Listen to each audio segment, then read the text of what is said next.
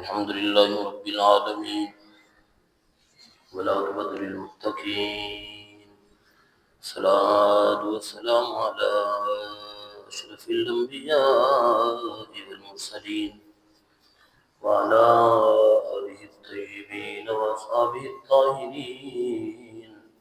أما بعد، فأعوذ بالله من الشيطان الرجيم. بسم الله الرحمن الرحيم. قال الله تبارك وتعالى في كلام المجيد والفرقان الحميد: يؤتي الحكمة من يشاء ومن يؤت الحكمة فقد أوتي خيرا كثيرا. آمنت بالله صدق الله العظيم وبلغنا رسوله النبي الكريم الأمين، ونحن على ذلك من الشاهدين والشاكرين، والحمد لله رب العالمين. إن الله وملائكته يصلون على النبي يا أيها الذين آمنوا صلوا عليه وسلموا تسليما. الصلاة والسلام عليك يا سيدي يا رسول الله، الصلاة والسلام عليك يا سيدي يا حبيب الله. بلغ العلا بكماله كشف الدجى بجماله حسنت جميع خصاله صلو علیہ وآلہ. نگاہ عشق و مستی میں وہی اول وہی آخر، وہی قرآن وہی فرقان وہی یاسین وہی طٰہٰ. کی محمد سے وفا تو نے تو ہم تیرے ہیں، جہاں چیز ہے کیا لوح قلم تیرے ہیں. نہ دنیا سے نہ دولت سے نہ گھر آباد کرنے سے تسلی دل کو ہوتی ہے خدا کو یاد کرنے سے. اللہ جل مجدہ کریم کی حمد و ثنا حضور نبی کریم رؤوف رحیم علیہ الصلوۃ والتسلیم کے دربار گہربار میں ہدیہ درود و سلام عرض کرنے کے بعد انتہائی واجب الاحترام دوستوں بزرگوں، اللہ تعالیٰ کی توفیق سے ہم سب نماز جمعہ کی ادائیگی کے لیے حاضر ہیں. اللہ کریم ہماری حاضری کو قبول منظور فرمائے.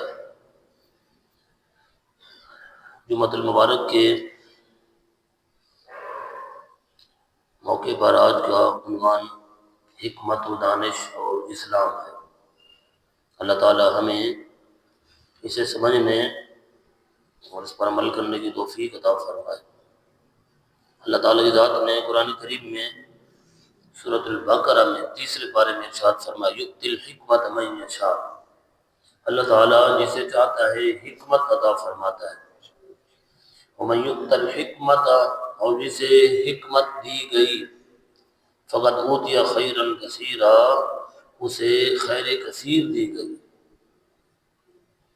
حکمت و دانائی، علم و دانش اور فہم و بصیرت یہ بہت بڑی دولت ہے، اور یہ اللہ کی ذاتی عطا ہے. وہ جسے چاہتا ہے عطا فرماتا ہے. ہر کوئی اس کا اہل نہیں ہوتا. یہ چنے ہوئے لوگ ہیں جن کی باتوں میں حکمت ہوتی ہے، جن کے فیصلوں میں حکمت ہوتی ہے، جن کے ہر کام میں کوئی نہ کوئی حکمت ہوتی ہے. اس لیے عام طور پر ہم اپنے سے بڑے کسی دانا شخص کے متعلق، کسی بصیرت رکھنے والے شخص کے متعلق یہ کہتے ہیں جب اس کی بات، اس کا فیصلہ ہمیں سمجھ میں نہ آئے تو ہم یہ کہتے ہیں بھائی اس بات میں کوئی نہ کوئی حکمت ہو.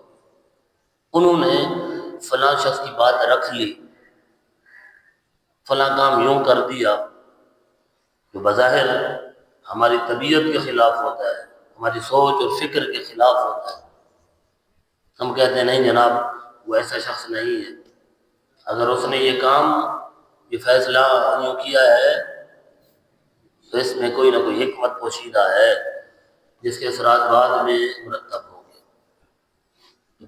تو یہ بہت بڑی دولت ہے جسے اللہ تعالیٰ فیصلوں میں، باتوں میں حکمت عطا کر دے، اسے خیر کثیر دی گئی ہے۔ یہ لازمی نہیں ہے کہ جناب بصیرت اور فہم اور علم و دانش اس شخص کے پاس ہو جو زور زور سے دھاڑتا ہو، چیختا ہو، تو ہم سمجھیں جناب یہ بڑا ذہین و فطین آدمی ہے اور یہ حکمت ہے۔ شاید نہیں، اس کو حکمت نہیں کہا جاتا۔ اور نہ جناب کوئی بڑے جسم والا شخص ہو بیٹھا ہو اور کوئی بڑی بڑی جناب باتیں کرے اور ہم سمجھیں جناب یہ اس کے پاس بھی حکمت و دانش کی دولت ہے، اس سے اس کا کوئی تعلق نہیں ہے۔ یہ اللہ کی ذاتی عطا ہے۔ ہاں، وہ ایک کلمہ بھی ہو سکتا ہے، حکمت و دانش کا ایک کلمہ انسانی زندگی کے رخ کو بدل دیتا ہے۔ ایک بات انسانی فکر کے دھارے تبدیل کر دیتی ہے۔ انسان کی زندگی کا ایک حکمت بھرا فیصلہ انسانی سوچوں کو بالکل بدل کے رکھ دیتا ہے۔ حکمت و دانش اس کو کہا جاتا ہے۔ اس لیے قرآن کریم میں یؤتی الحکمۃ من یشاء، اللہ تعالیٰ جسے چاہتا ہے حکمت دیتا ہے۔ اور حکمت سے مراد یہ طب والی حکمت بھی نہیں ہے۔ اس حکمت کا مفہوم جو قرآن میں بڑا جامع ہے، اس کے اندر بڑی جامعیت ہے۔ یہ جو طب ہے یہ اس کا ایک شعبہ ہے، ایک حصہ ہے۔ تو جو حکمت ہے وہ بہت بڑی دولت ہے، اور اللہ رب کی ذات نے جناب جسے نوازنا ہوتا ہے اسے عطا فرماتا ہے۔ اس کا تعلق شہرت سے، جاہ و منصب سے، مال و منال سے، حسن و جمال سے، دولت سے نہیں ہے۔ یہ فانی چیزیں ہیں، یہ مال، یہ دولت، یہ جاہ و منصب، یہ حسن و جمال، یہ ساری فانی چیزیں ہیں، ختم ہو جائیں گی۔ ان کا ایک وقت ہوتا ہے، پیریڈ ہوتا ہے، حکمت رہتی ہے، فہم و دانش، علم، بصیرت، یہ دیر پا چیزیں ہیں۔ اور صاحب حکمت جو ہوتا ہے اس کی باتیں، اس کی فکر رہتی ہے، دیر تک رہتی ہے اور وہ زندہ رہتا ہے۔ مال و دولت بھی لوگوں کے کام آتا ہے بعد میں لوگ اس کے جانے کے بعد کام میں لاتے ہیں، لیکن پختگی نہیں ہوتی، پائیداری نہیں۔ حکمت کا لغوی معنی پختگی، پختگی جیسے حکومت ہوتی پختہ ہوتی ہے، حکیم دانشور پختہ بات کرتا ہے، کچی بات نہیں کرتا۔ جس کی بات میں پختگی، جس کے فیصلوں میں پختگی ہو، اس لیے اس کو حکیم کہا جاتا ہے، دانشور کہا جاتا ہے، صاحب بصیرت کہا جاتا ہے، صاحب علم و حکمت کہا جاتا ہے، مفکر کہا جاتا ہے۔ اور جس کے فیصلوں میں، حکومت میں یہ چیزیں نہ ہوں، حکمت سے خالی فیصلے ہوں، اس کی جناب کوئی ویلیو نہیں ہوتی۔ وہ حکیم تھوڑی ہوتا ہے، وہ حکیم نہیں ہوتا، وہ صاحب بصیرت نہیں ہوتا، بے بصیرت شخص ہوتا ہے۔ ہاں، تو اس کا یہ بھی مطلب نہیں ہے کسی کے بعد مال دیکھیں، دولت دیکھیں، کوئی فساد بلاغت والی باتیں دیکھیں ہم لوگ تو یہ سمجھیں کہ شاید یہ بھی صاحب بصیرت ہے، یہ بھی صاحب حکمت ہے۔ اس کا تعلق اس سے نہیں ہے۔ یہ اللہ تعالیٰ کی ذات کی خاص عطا ہے۔ اللہ تعالیٰ کی ذات بالخصوص صاحب بصیرت جو ہے اپنے بندوں میں سے سب سے بڑے منصب پر جنہیں فیض انبیاء وہ صاحب بصیرت ہے، ان کے پاس حکمتیں جہاں بجا آپ کو قرآن کریم میں یہ نظارے ملیں گے کہ اللہ تعالیٰ کی ذات نے ایسی بصیرت انہیں عطا فرمائی اپنے انبیاء کو۔ بہت سی جگہوں پر اس بات کا ذکر آئے گا، فقط آتینا آل ابراہیم الکتاب والحکمہ، اللہ تعالیٰ نے فرمایا ہم نے ابراہیم علیہ السلام کو، ان کی آل کو حکمت عطا فرمائی، کتاب عطا فرمائی، ملک عظیم عطا فرمایا۔ وَلَقَدْ آتِينَا دَاوُودَ وَسُلَيْمَانَ عِلْمًا، ہم نے حضرت داؤد علیہ السلام کو اور ان کے صاحبزادے سے رسول اللہ صلی اللہ علیہ وسلم کو علم، حکمت، نبوت عطا فرمائی۔ تو یہ حکمت، یہ بصیرت، یہ فہم و دانش، علم، یہ اللہ کی ذات اپنے خاص بندوں کو عطا فرماتا ہے۔ چنے ہوئے لوگ، انبیاء کا طبقہ جو ہے یہ سب سے اعلیٰ درجے پر فائز ہوتا ہے، اس لیے ان کی باتوں میں پختگی ہوتی ہے، پکی باتیں ہوتی ہیں، کیونکہ بھئی یہ خدا ہوتا ہے۔ اس لیے زمانے کے لیے یہ بات لازمی ہوتی ہے کہ ان کی باتوں کو غور سے سنیں، اس پر عمل کریں۔ اسی لیے اپنے حبیب علیہ السلام کی ذات کے متعلق اللہ تعالیٰ کی ذات نے قرآن کریم میں متعدد جگہوں پر اپنے حبیب کا جو منصب ہے، بہت سی ذمہ داریوں میں سے ایک ذمہ داری یہ ہے وہ کتاب و حکمت کی تعلیم دیتے ہیں۔ حکمت کی بات ہے وہاں سیدنا ابراہیم علیہ السلام کی جو دعا ہے پہلے سپارے کی اختتامی صفحات میں، ربنا وابعث فیہم رسولا منہم یتلو علیہم آیاتک ویعلمہم الکتاب والحکمت ویزکیہم۔ انہوں نے بیت اللہ شریف کو تعمیر کیا، وہاں کھڑے ہو کر پھر دعا کی، اے اللہ اس کائنات کے کفر و شرک کے اور ظلمتوں کی ان راتوں کو ختم کرنے کے لیے، اندھیروں کو دور کرنے کے لیے اب اپنا رسول بھیج دے، ایک رسول انہی میں سے بھیج دے جو انہیں تیری مقدس کتاب کی آیتیں پڑھ کر سنائے، علم حکمت کی موتی لٹائے، ہیرے انہیں عطا فرمائے، ان کا تزکیہ کرے، ان کے دلوں کی طہارت کا سامان کرے، تصفیہ قلب کرے، اور اللہ رضی اللہ عنہ کی دعا کو سند قبولیت عطا فرمائی۔ اور چوتھے پارے میں وہ بڑی مشہور معروف آیت مبارکہ جو ہم سنتے ہیں علماء سے، پڑھتے بھی ہیں قرآن کریم، لقد من اللہ علی المؤمنین اذ بعث فیہم رسولا من انفسہم یتلو علیہم آیاتہ ویزکیہم ویعلمہم الکتاب والحکمہ۔ یہ آیت مبارکہ نازل ہوئی، انہی الفاظ کے ساتھ اپنے حبیب کی ذمہ داریوں کو بھی بیان فرمایا۔ مومنوں پر اللہ رضی کی ذات نے اپنے حبیب کی بعثت کا احسان بھی جتلایا کہ وہ ذات وہ ہے جو کتاب حکمت کی تعلیم دے۔ ہم نے اس ذات کو بھیج کر اس کائنات پر بسنے والے لوگوں پر احسان فرمایا۔ حکمت، دانائی، چنے ہوئے لوگ، اللہ رب العزت کی ذات کے پسندیدہ لوگ، اس کی بارگاہ کی طرف جانے والے، اس کا قرب تلاش کرنے والے لوگوں کو اللہ رب العزت کی ذات صاحب حکمت و صاحب بصیرت بناتا ہے، ان کے پاس یہ دولت ہوتی ہے۔ اس لیے ان کی باتیں پڑھیں تب سمجھ میں آئے گی وہ کتنے بڑے لوگ تھے۔ ہمارے اساتذہ میں سے بہت بڑی شخصیت فرماتے ہیں کسی ایسے شخص سے ملو، ان کا ایک حسین جملہ، خوبصورت جملہ کہ اگر کوئی صاحب بصیرت ملے، صاحب حکمت و دانش مل جاؤ، اس سے ملو، جب تم ملو گے تو پتہ چلے گا کہ صاحب بصیرت ہوتا کون ہے، جو علم حکمت کے ہوتی کیا ہے، تمہیں ایسا لگے گا کوئی آسمان سے فرشتہ اتر آیا ہے۔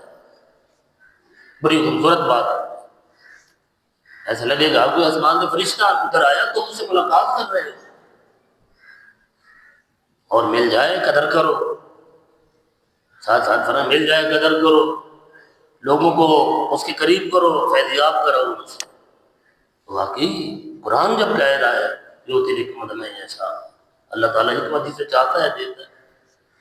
اس کا تعلق جو منصب سے نہیں ہے، اقتدار سے نہیں ہے، اس کے تعلق حسن جمال سے، مال و منال سے، یہ اللہ تعالیٰ کی خصوصیت ہے۔ وَأَنزَلَ اللَّهُ عَلَيْكَ الْكِتَابَ وَالْحِكْمَةَ وَعَلَّمَكَ مَا لَمْ تَكُنْ تَعْلَمُ۔ اللہ نے فرمایا ہم نے آسمانوں سے کتاب اتاری اپنے حبیب پر، اور کتاب بھی دی اور حکمت بھی عطا فرمائی، اور جو کچھ اے محبوب آپ نہ جانتے تھے آپ کو سب کچھ سکھا دیا گیا ہے۔ ایسا مکمل کامل صاحب حکمت، صاحب بصیرت بنایا حضور علیہ السلام کی ذات، اللہ کی ذات نے پھر وہ نکاح نبوت جہاں جہاں اٹھ گئی انہیں بھی صاحب بصیرت بنا دیا۔ اب اس حکمت کو اس دانش مندی کے منتقل ہونے کو دیکھے تو صحیح رسول اللہ صلی اللہ علیہ وسلم کی ذات کیسے جناب حضور کی ذات نواز رہے، کیسے کہ ظہیروں کو تراش خراش کر مکہ کے پہاڑوں کے اندر سے ایسا لگتا ہے پتھروں کو اٹھا اٹھا کر تراشا گیا اور تراش خراش کر کے انہیں حسین بنا کر کائنات کے سامنے بھیج دیا گیا۔ کیسے تبدیلی ایک تھوڑے سے عرصے میں! یہ ہے صاحب بصیرت ہونا، یہ حکیم یہ ہوتا ہے۔ میں نے عرض کیا شروع میں، اس کے فیصلوں میں پختگی ہوگی، باتوں میں پختگی ہوگی، کہیں کجی نہیں ہوگی، کہیں کمی نہیں ہوگی کسی بات۔ اور رسول اللہ صلی اللہ علیہ وسلم کی ذات ایک ایک صحابی جس کے دل پر نگاہ نبوت پڑی ہے وہ اپنے دور کا سب سے بڑا عظیم دانشور ہے، اپنی اپنی ذات میں ایک انجمن یونیورسٹی کیسا درجہ رکھتا ہے صحابی۔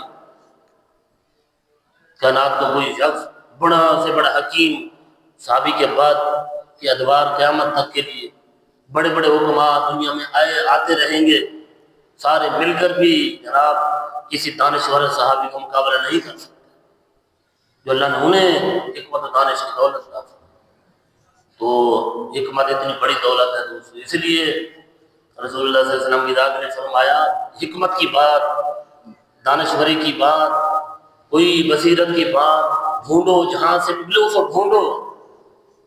اچھی بات کے متعلق مقولہ ہے نا، اچھی بات، خوبصورت بات جہاں سے بھی ملے لو، اگرچہ دیوار پر لکھی ہو اسے پڑھو، اس سے بھی سبق حاصل کرو۔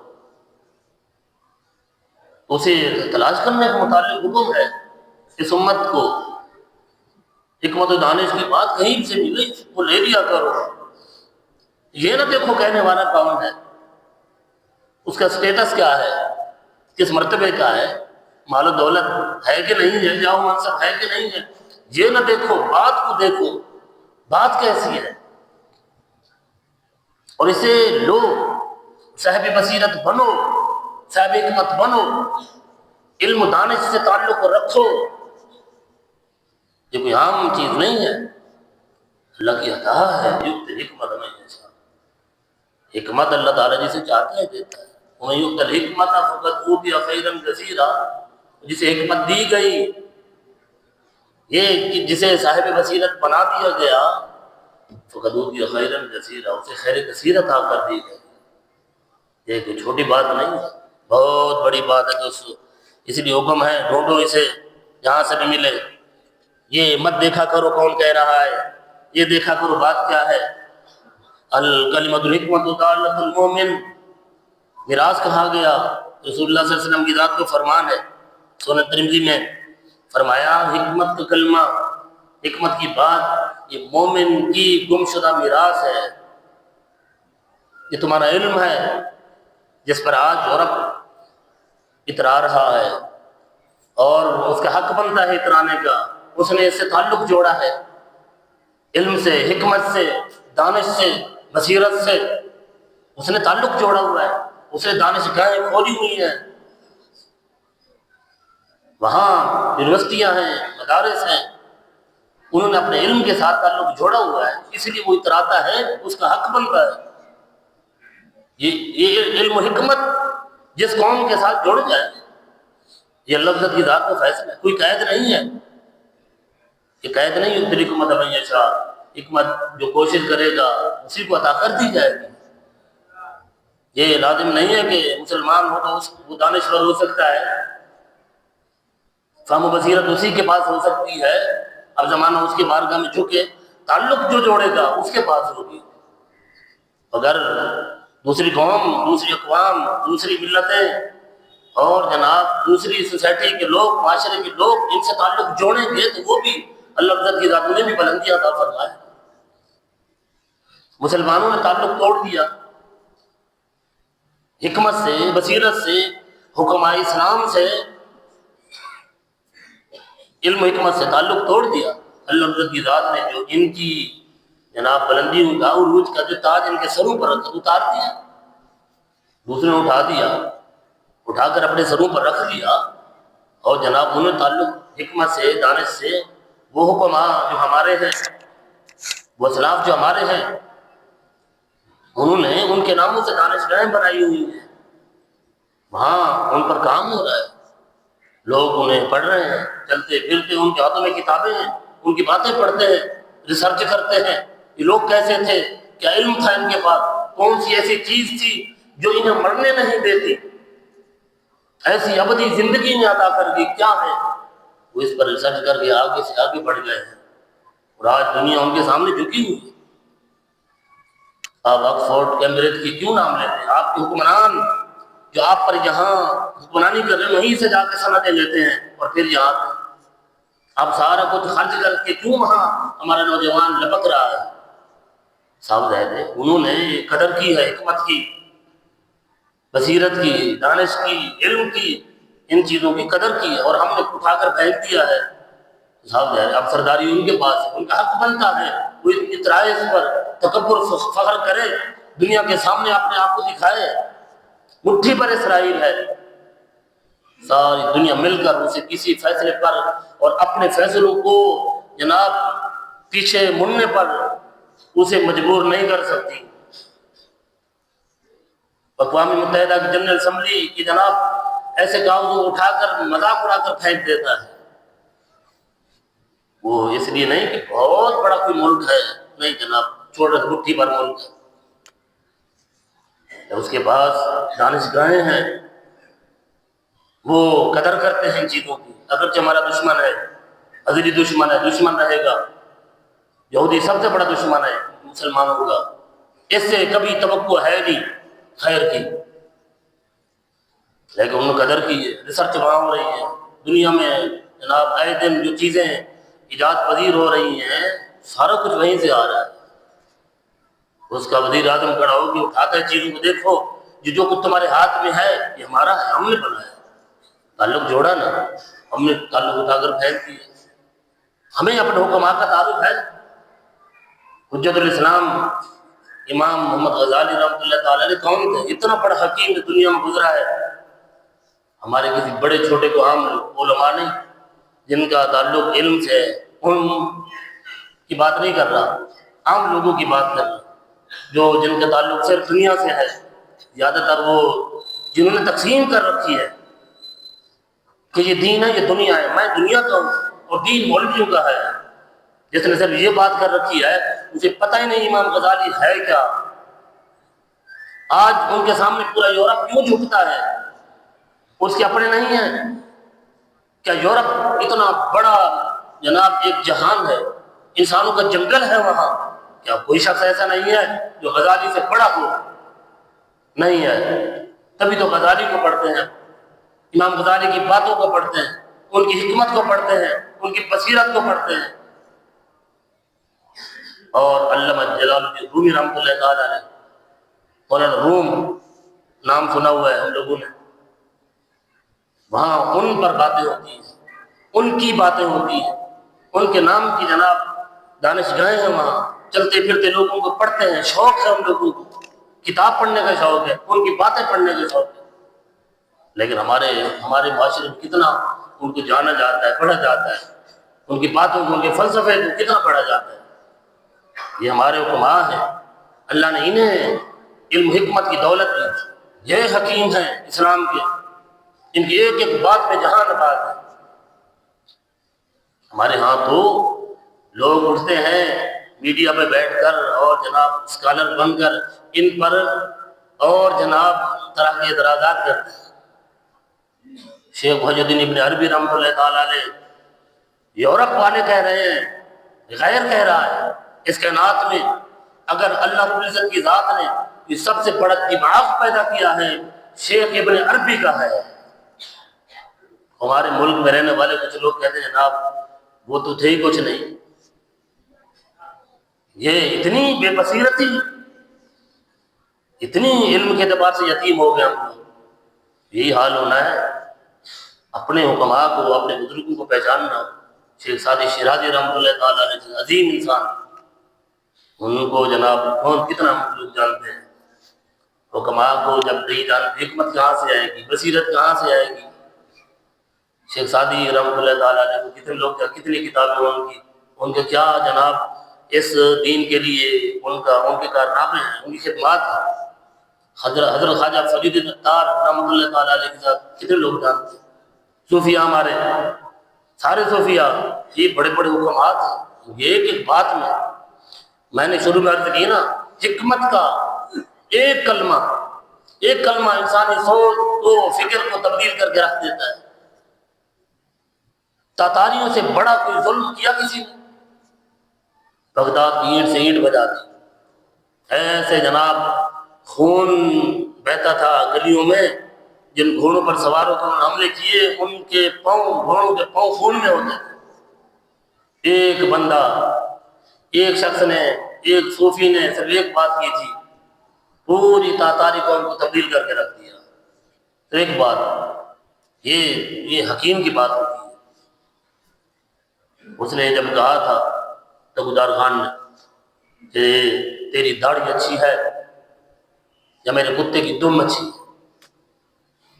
انہوں نے کہا جناب کتے کا تو مالک ہے، میرا کوئی مالک ہے۔ اگر کتا تجھ سے وفا کرے گا، میں اپنے مالک سے بے وفائی کروں گا تو پھر تیرا کتا اچھا ہوا۔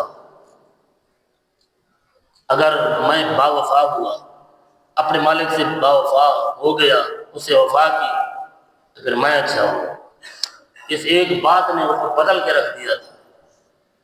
یہ باتیں کتنی ہم لوگ پڑھتے ہیں۔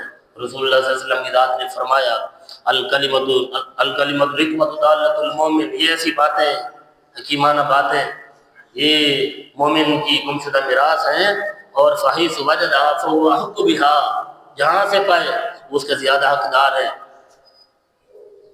مفتی احمد یار خان نعیمی رحمۃ اللہ تعالی علیہ نے، حکیم الامت تھے، یہ بھی حکیم تھے، آپ نے فرمایا یہ جو آج یورپ میں علم حکمت کی باتیں ہوتی ہیں، وہاں جو سب کچھ پھیلا ہوا ہے، دنیا ان کے سامنے جھکی ہوئی ہے، یہ وہ ہیرے اور جواہرات ہیں جو ہماری جیبوں سے گرے اور یورپ کے لوگوں نے اٹھا کر ان کی قدر کی، آج وہ ہم پر بھی جناب مسلط ہے۔ باتیں ہماری، حکمت ہماری، بصیرت ہماری، انہوں نے قدر کی، ہم نے قدر نہیں کی۔ ہمارے پاس تھے، ہم ایسے جنگلوں میں بیابانوں میں رلاتے پھرتے تھے، وہ جو گرے تھے ہماری جیبوں سے انہوں نے اٹھا کر اپنی جیبوں میں رکھے اور ان کی قدر کی، آج وہ کہاں سے کہاں پہنچے۔ اپنی تاریخ کبھی ہم مسلمان پڑھے تو پھر اندازہ ہو۔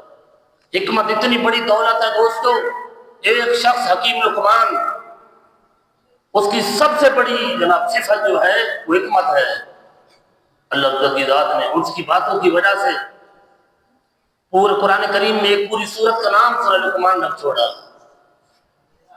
اس کی باتیں تو پڑھیں، سورہ لقمان کی باتیں، وہ اپنے بیٹے کو سامنے بٹھا کر کیسے نصیحت کرتا ہے، کیسے اسے سکھاتا ہے، پھر پتہ چلے گا حکیم ہوتا کون ہے، کیسی باتیں کرتا ہے۔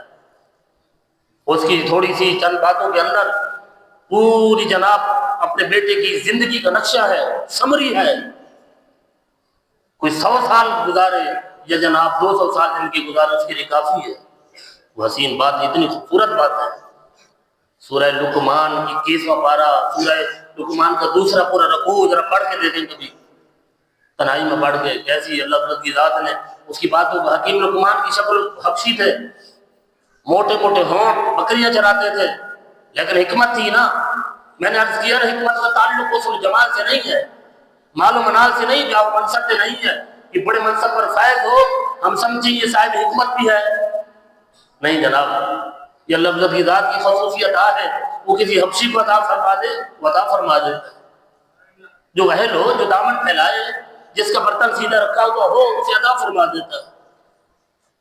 اس نے خود فرمایا ہے والذین جاہدوا فینا لنہدینہم سبلنا، وہ لوگ جو ہماری بارگاہ میں کوششیں کرتے ہیں، ہمارا قرب حاصل کرنے کی کوشش کرتے ہیں، ہماری طرف قدم بڑھاتے ہیں، ہم ان کے لیے دروازے کھول دیتے ہیں، راستے کھول دیتے ہیں۔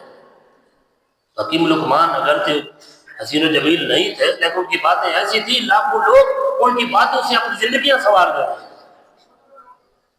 حکیم ہوتا وہی ہے جو دور اندیش ہو، جس کی باتوں میں، جس کے فیصلوں میں صدیوں ان کے فیصلوں کے اثرات قوموں پر مرتب ہوں، جس کے فیصلے، جس کی باتیں قوم اور ملت کی زندگیوں کے دھاروں کو بدلتے ہیں۔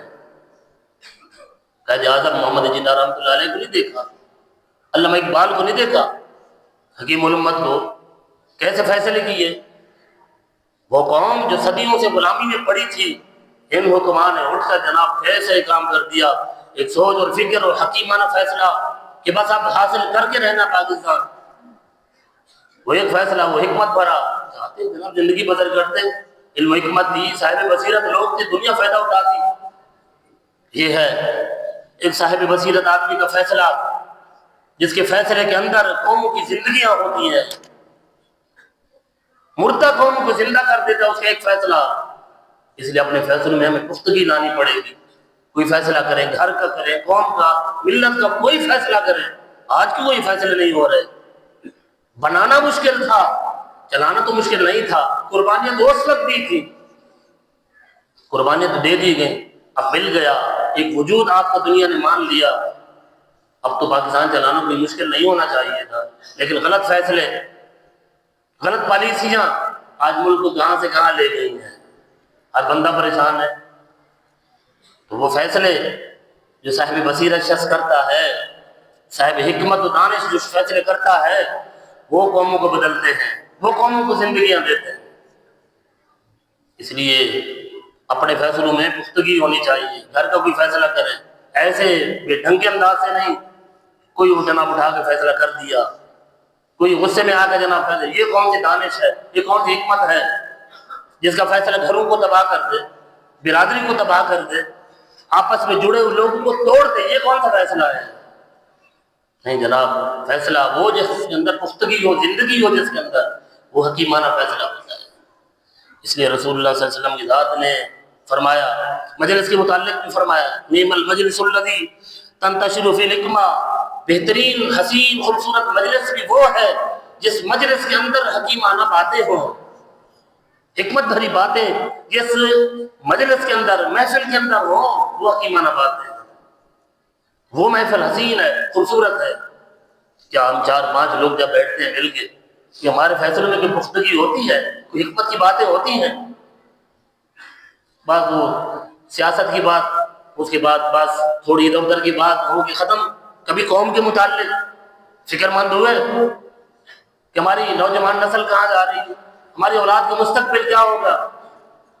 ایک حکیم شخص تو یہی ہوتا ہے، اپنی قوم کے متعلق، اپنے افراد کے متعلق سوچتا ہے، یا صرف بس ٹھیک ہے بھئی میرا مستقبل محفوظ ہے؟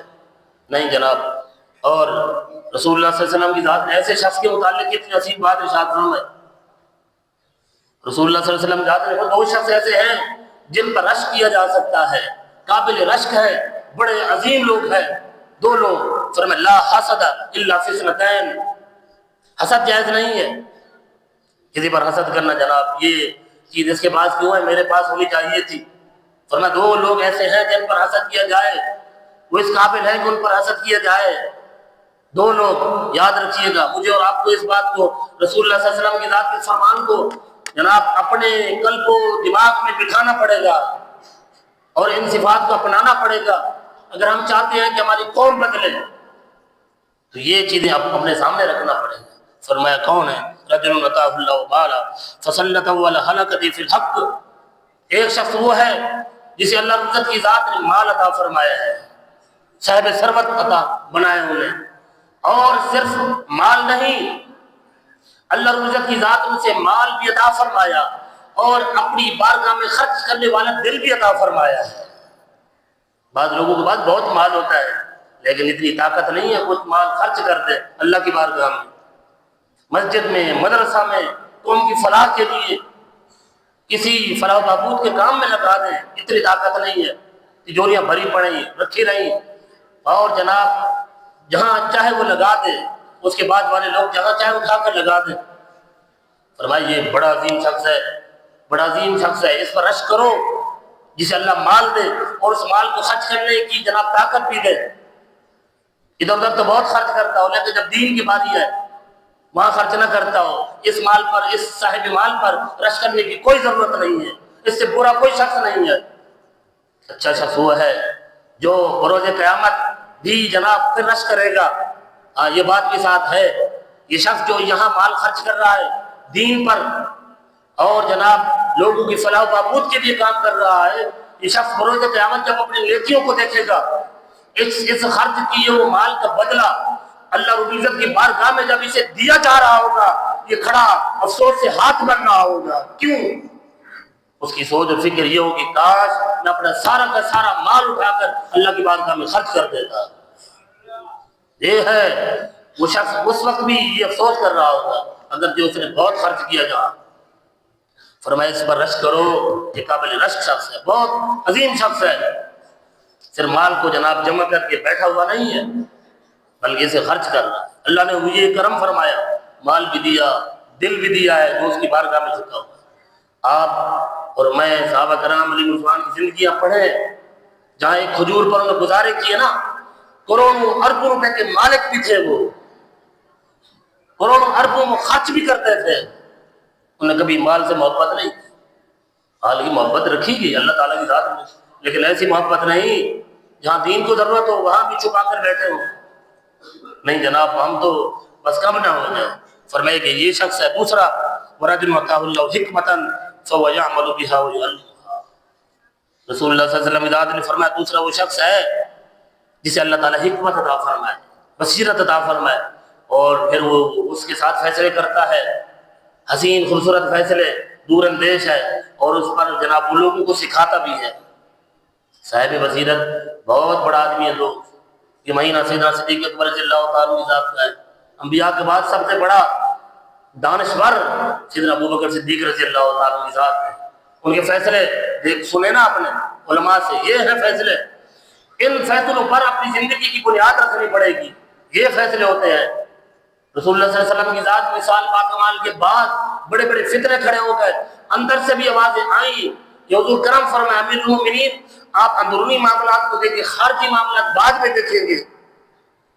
ختم نبوت کا جناب انکار نبوت کا کھڑا ہو گیا ایک جناب ہنگامہ، اور جناب کوئی منکرین زکات کھڑے ہو گئے، ارتداد کا فتنہ کھڑا ہو گیا، لیکن آپ کیونکہ صاحب بصیرت تھے، صاحب حکمت و علم تھے، اس لیے آپ نے فرمایا جو کچھ میں دیکھ رہا ہوں، جو دانشور اور مفکر جو زمانے کو دیکھ رہا ہوتا ہے اور زمانے کی نبض پر جو اس کا ہاتھ ہوتا ہے، عام شخص یہ فیصلے نہیں کر سکتا۔ آپ نے ان فیصلوں پر عمل کیا جو رسول اللہ صلی اللہ علیہ وسلم کی ذات نے نافذ فرمائے تھے، اور زمانے نے دیکھا آج تک ختم نبوت ہو یا دیگر معاملات جن پر صدیقی فیصلے ہوئے وہ بہت کامیاب ترین فیصلے تھے۔ سیدنا عمر بن خطاب رضی اللہ عنہ ذات صاحب بصیرت آدمی تھے، صاحب حکمت تھے، اس لیے ان کا فیصلہ کہ قرآن کریم اگر صحابہ کرام کی جنگ میں شہید ہو گئے، قرہ حضرات شہید ہو گئے، اگر یہ سلسلہ رہا، اسلام پھیلتا رہا، جنگیں ہوتی رہی اور قرہ شہید ہوتے رہے، قرآن کی حفاظت کا معاملہ آئے گا اور قیامت تک یہ سلسلہ جناب رہے گا۔ اگر اسی طرح لوگ شہید ہوتے رہے قرآن کی حفاظت کیسی ہوگی؟ تورات انجیل کی تعلیمات ختم ہو گئی ہیں، اگر قرآن کے ساتھ بھی ایسا معاملہ ہو گیا دین کا کیا بنے گا؟ یہ صاحب بصیرت ہے، انہوں نے اس بات کو بھانپ لیا، اس لیے امیر المومنین کی بارگاہ میں حضور کرم فرمائے آپ قرآن کریم کی جمع و تدوین کا کام کریں، قرآن کو ایک جگہ جمع کر کے امت میں بانٹ دیں، یہ صاحب بصیرت ہے۔ اس لیے ہم اپنے فیصلوں میں بصیرت کا مظاہرہ کریں، حکمت کا مظاہرہ کریں، اور حکمت تبھی آئے گی جب ہمارا علم سے تعلق ہوگا، دانش سے تعلق ہوگا، علم والوں سے تعلق ہوگا، علماء سے تعلق ہوگا، تب ہم بچ جائیں گے۔ اللہ تعالیٰ ہمیں علم حکمت کی دولت نصیب فرمائے، علماء کی مجالس بنانے کی توفیق مرحمت فرمائے، آمین۔ وآخر دعوانا الحمدللہ رب العالمین۔